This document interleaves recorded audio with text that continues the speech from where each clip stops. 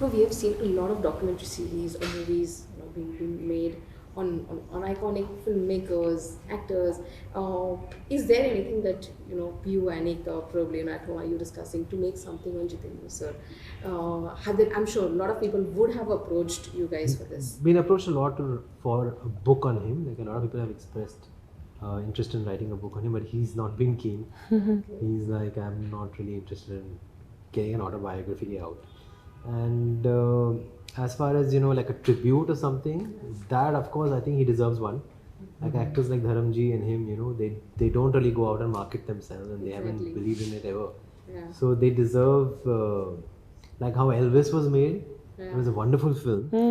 So our legends here also Exactly. deserve that kind of a tribute. But let's see. I think that can't be planned. I think it's the right time, the right makers, and the right setup comes in. I'm sure he'll give it a go ahead.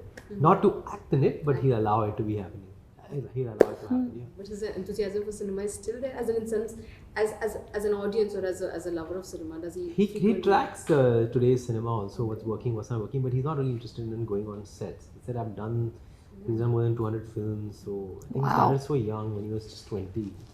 So he's done with that, yeah. And I don't think he was ever interested in doing character roles. Yeah. Especially when he was retiring from acting, the roles that were offered to senior actors were very very stereotypical. आज तो बहुत Diverse very हो गया, yeah. diverse characters मिलते हैं, लेकिन वो ज़माने में नहीं होते थे. So he decided to ease out of it, and now he's more a businessman. But I hope someday we'll get to see him, even in the documentary series. What we see the trend is being there right now. Yeah, and I mean, that generation of actors, they had Yeah. such highs and lows. Exactly. We've learned from those experiences of theirs.